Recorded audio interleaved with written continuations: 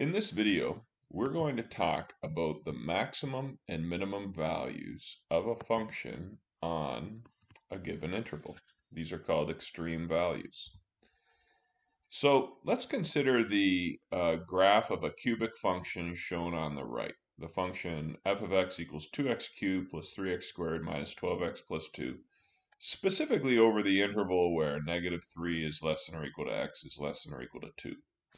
Now, the point where x equals -2 is a local maximum, and the point where x equals 1 is a local minimum.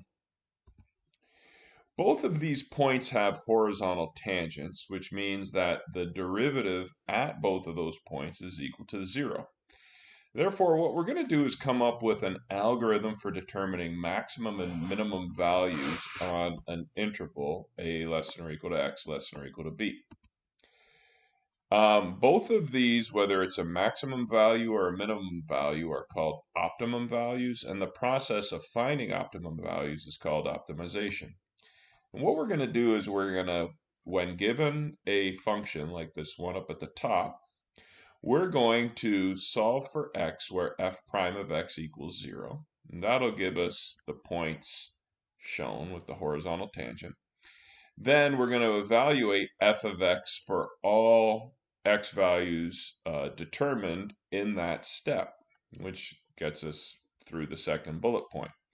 But what we're also going to do is we're also going to evaluate f of a and f of b. So in this case, we're going to evaluate f of -3 and f at 2.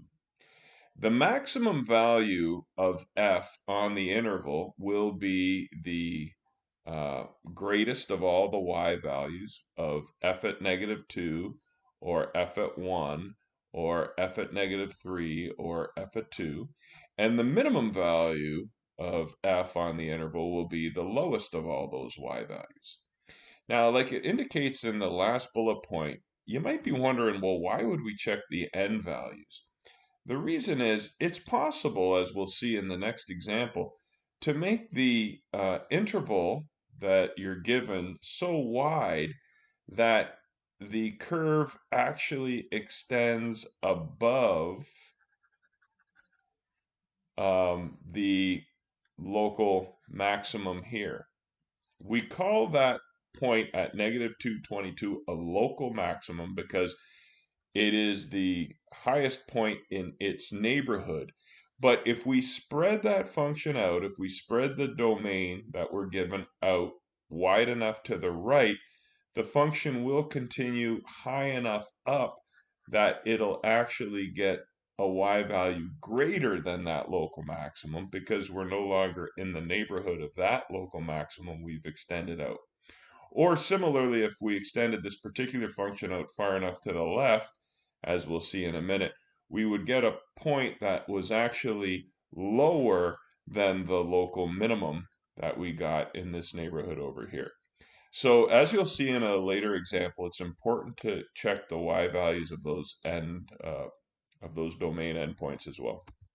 So now, like it says here, we can tell by observation that the maximum value on the interval is 22 and the minimum value on the interval is -5. Clearly, that's the greatest y value on the interval, and that's the least y value on the interval. But if you wanted to see a formal solution on how this question would be done, that's coming up next. So what we would do if given this question without the graph and requested to do a formal solution, we would first determine the derivative of this expression, which is 6x squared plus 6x minus 12. We would set that derivative equal to 0, and we would factor over a couple of steps, and then we would solve for x, and we would see that x is equal to -2 or -1. And then what we would say is we've got some candidates for what might be the greatest y value or the least y value on the interval. The candidates are whatever y value we get when x is -2, or whatever y value we get when x is 1, or whatever y value we get when x is -3, or whatever y value we get when x is 2. We have to figure out all of those. So when we let x equal -3, we get a y value of 11. When we let x equal -2, we get a y value of 22. When we let x equal 1, we get a y value of -5, and when we let x equal 2, we get a y value of 6.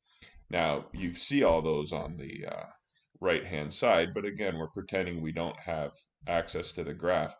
And therefore, if this question was asked on a quiz or a test, you could say, okay, the maximum value of the function on the given interval is 22, and the minimum value is -5. Now, you might be saying, okay, I heard you, but I still don't quite understand why it was we were checking an x value of 3 and an x value of 2. This next question might explain why.